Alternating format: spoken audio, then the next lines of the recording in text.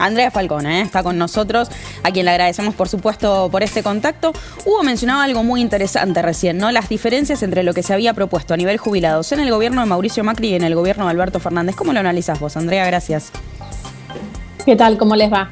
Bueno, yo creo que lo que se empezaba a pensar en la gestión anterior es ordenar algunas cuestiones que tienen que ver con la sustentabilidad del sistema, algunos cambios, en particular el cambio de la ley de movilidad tuvo una debilidad muy grande que fue el empalme, en ese empalme entre una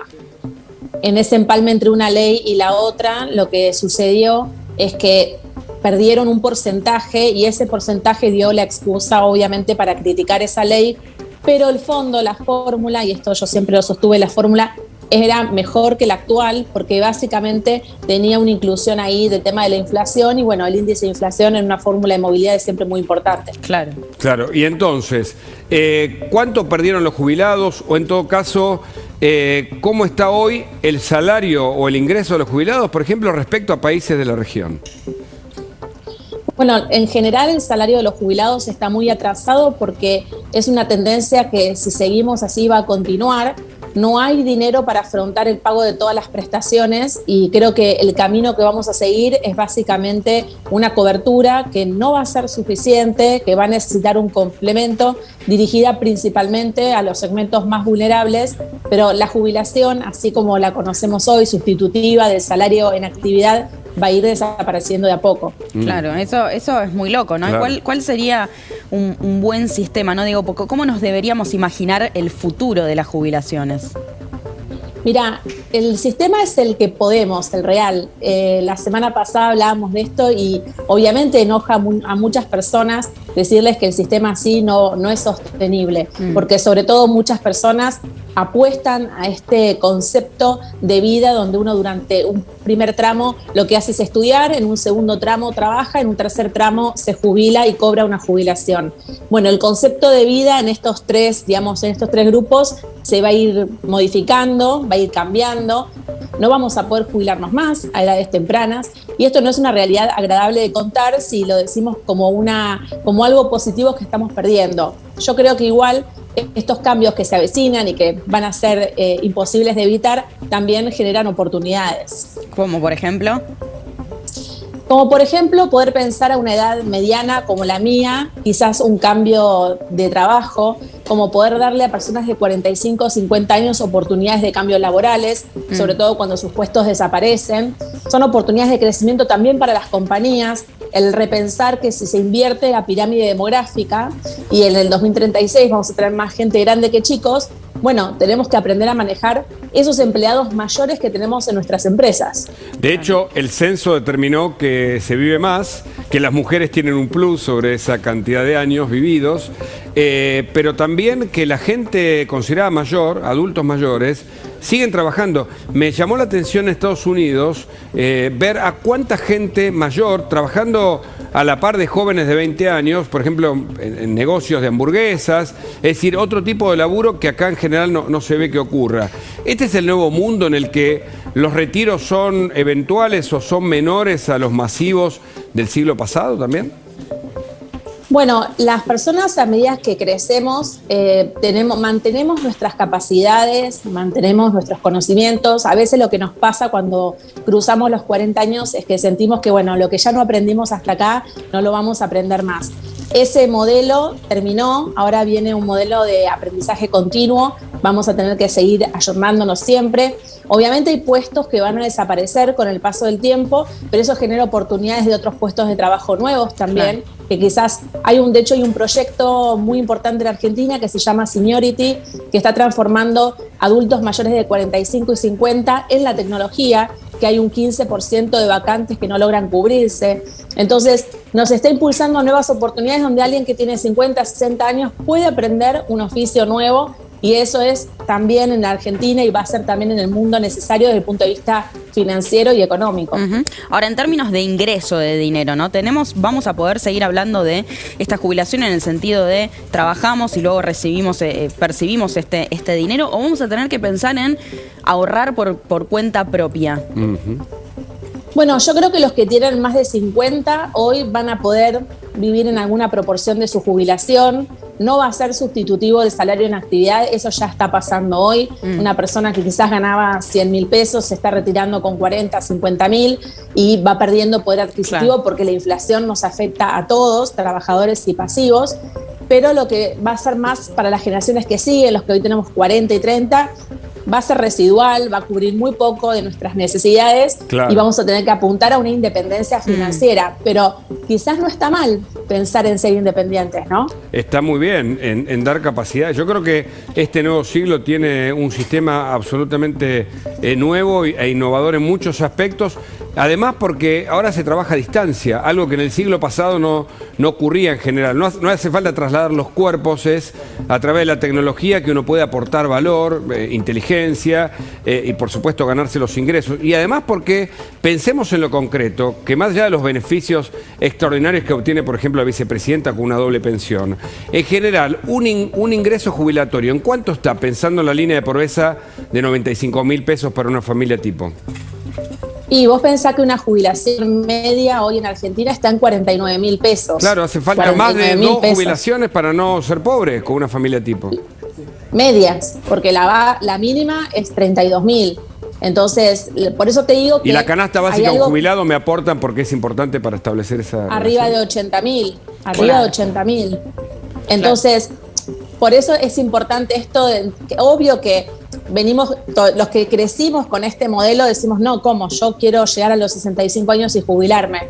Pero entre lo que queremos y lo que va a ser la realidad, bueno, cuanto antes lo comprendamos y empecemos a masticarlo y a tenerlo en la mente, va a ser mucho más positivo, porque eso significa que estas generaciones que siguen van a empezar a pensar en esta forma de independencia financiera, de poder entender que van a tener que ahorrar y que la jubilación no les va a alcanzar. Y hoy puede que no les guste escucharlo, pero es más vale saberlo y poder prepararnos con tiempo. Lo que pasa es que, claro, es muy duro, ¿no? Porque uno piensa, hoy la capacidad de ahorro es muy complicada, es muy difícil llegar a fin de mes, los sueldos no acompañan a la inflación, con lo cual es un panorama que preocupa, ¿no? Me imagino. Claro, lo que pasa es que esto que nos va a pasar a nosotros va a pasar en todo el mundo. Lo interesante es que otros países tienen mayor estabilidad económica, entonces a los empleados se les permite, digamos, o emprender o entender cuánto necesitan ahorrar por mes para su futuro, herramientas de inversiones financieras. Acá realmente estamos como si fuera en la prehistoria de todo esto, entonces estamos tratando de sobrevivir, vivimos en la coyuntura, o sea, los que trabajamos vivimos en la coyuntura, los que gobiernan viven en la coyuntura, entonces nunca tenemos una planificación a largo plazo que nos permita decir, bueno, cuál va a ser nuestro futuro y el de nuestros hijos. Claro. Y este es el punto, ¿no? Porque otros países combinan el sistema de jubilación nuestro de repartición con un sistema de ahorro previo, ¿no? Que acá se quiso instaurar borrando el de la... Yo creo que es repartición, pero tiene otro nombre más preciso que el que yo estoy diciendo.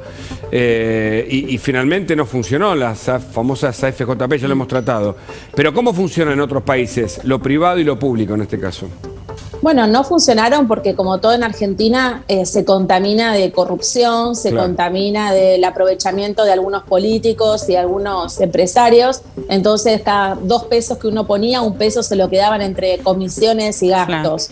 Ahora, en el mundo eso no funciona así. En España ahora se está debatiendo una ley para poder complementar con ahorros privados la jubilación. O sea, lo que para mí es interesante de estos espacios que tenemos es entender lo que viene, porque nosotros no vamos a poder evitar lo que viene. Lo que depende es cómo lo vamos a gestionar. ¿Cómo vamos a gestionar ese cambio que igual, indefectiblemente va a llegar, aunque querramos taparnos los ojos? Entonces, si el mundo está yendo hacia ahí y está analizando eso y todavía nosotros no tenemos problemas demográficos, pero también los vamos a tener, entonces, ¿cómo nos preparamos para eso? Porque en algún momento las casillas de peaje se van a atender solas. Esto es indefectible, lo vamos a poder demorar, pero en un momento la tecnología va a avanzar, aún en un país como este. Ya que abriste paréntesis, peaje, es una locura que existan los peajes en la Argentina, porque producen accidentes. Vos viene transitando la gente por una circulación normal y de repente hay una parada inmediata que provoca accidentes, además de un curro fenomenal. En otros lugares es una lectora la que identifica la patente, la que te cobra eventualmente. Estamos muy atrasados. Ahora, el problema es que mientras tanto el gobierno impulsa una nueva ley para ampliar estos teóricos beneficios que pagamos entre todos, es decir, más Estado para un Estado que ya no da más. Bueno, es que hoy no queda otra porque en la situación de aportes que están las personas y en la situación, digamos, de la cantidad de empleo en negro, no hay otra alternativa que emparchar con moratorias previsionales. Claro. Pero en algún momento tenemos que hacer algo de fondo para que dentro de 10 años esas moratorias no sean necesarias.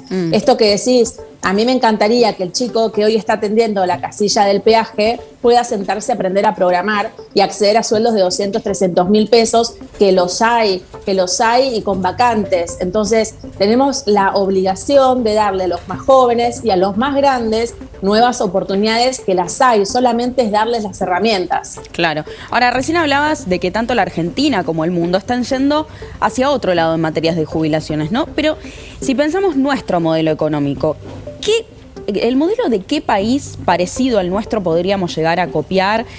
O no sé si copiar, pero digamos, por lo menos tomar como referencia. No, es que Argentina es un caso único a nivel previsional. Primero, por las moratorias previsionales masivas. No es que se les otorgue una pensión no contributiva, sino que se les otorga una jubilación. Claro. Y esto tiene que ver justamente con que tenemos la mitad del empleo de manera informal. En los países más desarrollados no supera más del 10%, nosotros tenemos casi el 50%. Entonces, es un modelo único por las moratorias previsionales, pero también es un modelo único por la estafa que se hizo a los jubilados durante décadas, con más de 1 millón de jubilados que han hecho juicio al Estado y lo han ganado y ya lo han cobrado, y otros 400.000 que están esperando para cobrar. Claro. O sea, realmente no tenemos comparación con nada en todo el mundo. Y un informe que demostró que ese tipo de demora también implica dinero indemnizatorio, etcétera, etcétera. Ahora, en este contexto, claramente el sistema no va a aguantar. Este es uno de los problemas, porque además el Estado, o el gobierno, mejor dicho, que representa al Estado, utiliza el dinero para otras cosas por momento, ¿no? Bueno, en realidad no, es cierto que no va a aguantar. Lo que pasa es que el Estado lo va a fondear con fondos públicos, digamos, para sostenerlo, y está bien que así lo haga. Yo creo que está bien garantizar prestaciones a las personas que no tienen, pero tenemos que ver cómo lo solucionamos en el largo plazo. Claro. Porque ese déficit tiene una fecha de vencimiento. Nos guste o no nos guste, no podemos estar siempre imprimiendo billetes para cubrir los déficits. Claro. No funciona así, no funciona así una casa, no funciona así una empresa, no funciona así un Estado. Claro. Ahora, hubo recientemente un anuncio de un nuevo aumento. ¿Alcanza? ¿Es suficiente? ¿Qué tan desfasado está el monto? Bueno, las jubilaciones mínimas se van acercando a la inflación, las jubilaciones más altas vienen golpeadas. Es un año duro, vienen de años duros, de 4 años consecutivos de pérdida.